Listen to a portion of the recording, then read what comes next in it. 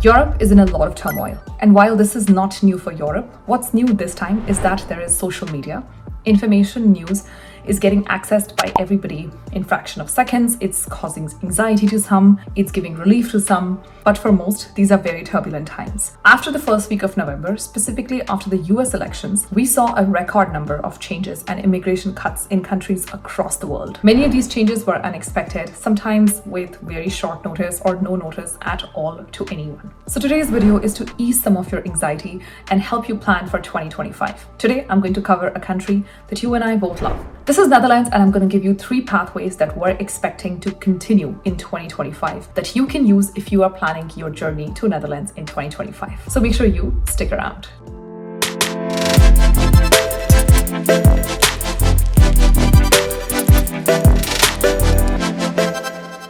Hello and namaste, my name is Nagori and welcome back to my channel. If this is your first time here, thank you so much for stopping by.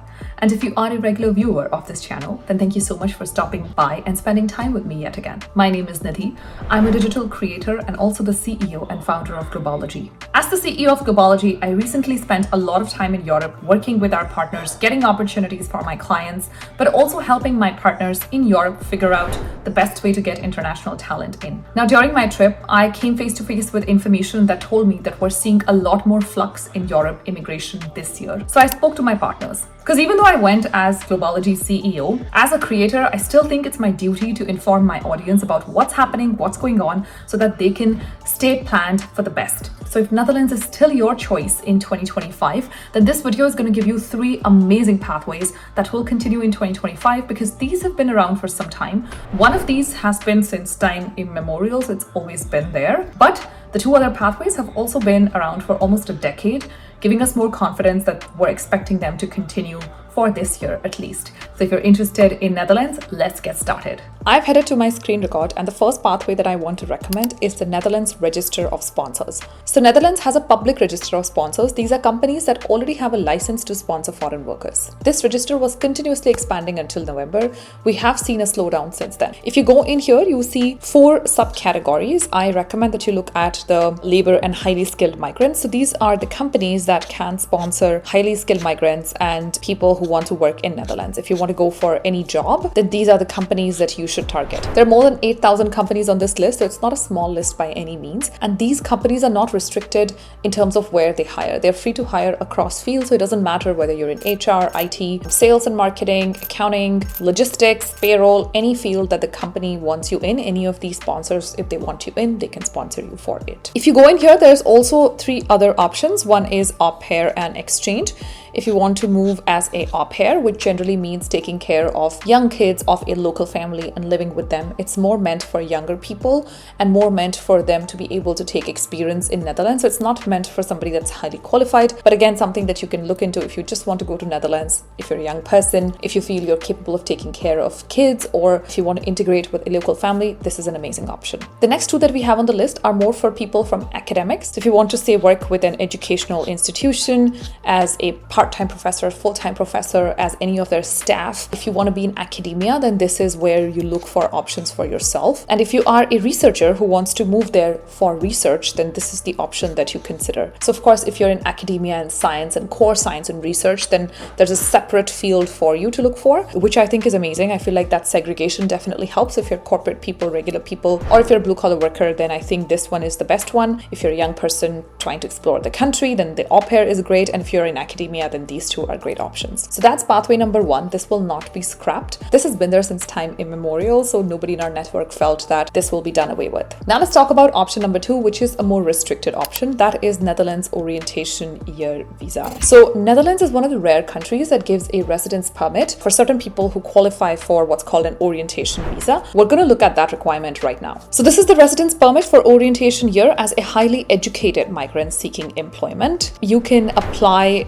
if you are a highly educated migrant seeking employment or want to open a startup. Now, this is a relatively new permit. It came about just in March 2016. I mean, for a lot of people, 2016 might not be new, but keep in mind that these are very old countries and immigration laws are generally extremely old. So this is very new considering it's recent and it's just 9 years old. This residence permit is intended for, if you're a foreign student studying in Netherlands, or if you graduated from a top university outside of Netherlands. This they have defined as well, or if you're a researcher who wants to do research in Netherlands. If you want to know who qualifies for this, then this is the option. In the past 3 years, you must have completed a program from Netherlands, or you must have completed a master's degree or a postdoc or a PhD of at least 12 months and achieved a minimum score of 6 on your IELTS. And all of this has to be done at a designated international institution. So that means that you must be from an educational institution that's listed in top 200 of at least 2 of the main general rankings. So Times Higher Education, QS World Ranking, Shanghai Ranking, Global Ranking of academic subjects. In any 2 of these 3 rankings, if your university is in top 200, then you are eligible to apply for orientation permit,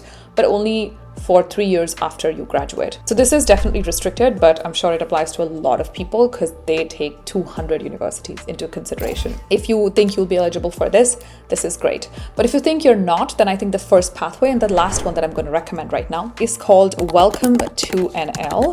It is one of my most favorite websites to even do research from. You can see this is only meant for international talent. So they welcome international talent with open arms, and it's a great place to live. So you can actually get a lot of information. If you're a techie, I would recommend looking at the startup and tech ecosystem. You can also look at a lot of the stories. You can get an idea about what life is like. And if you want jobs, then you can also consider looking at the jobs. Right now, there are 5,400 jobs available. Anytime you look at this, the number is generally in, a couple thousands. So the number is never less. You're not going to find roles in all industries. So you can filter out from here and see which ones are going to match your background. And then they also give you a lot of information about just immigration. So if you want to understand the various ways of immigrating, then I think that's also amazing. But if you ask me what is the one thing that can actually make a difference, is applying to startups. So startups are more keen on hiring foreign talent because they want diverse teams, they want to raise funding from all over the world, and they generally find it tough to hire local talent. You can see that Dutch startups continue to be leading job growth engine in the Netherlands with over 8,000 jobs. And if you go and look at the tech leap jobs, you're going to get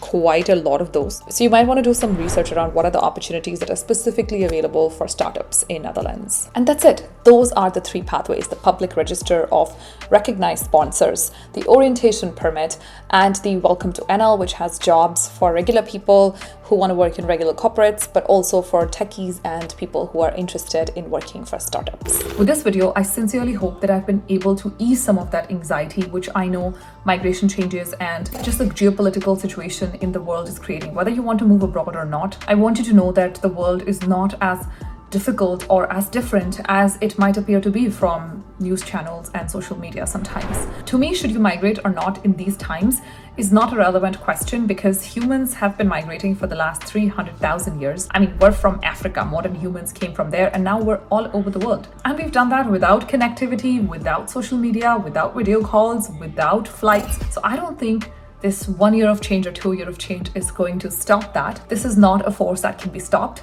But knowing geopolitical changes can help you plan your migration journey better. That's my goal with this channel. So if you have any country in your mind for 2025, let me know, because of course 2026 the situation could be different. We're living in rapidly changing scenarios, so I want to make sure that you have the updated information as you progress with your migration journey.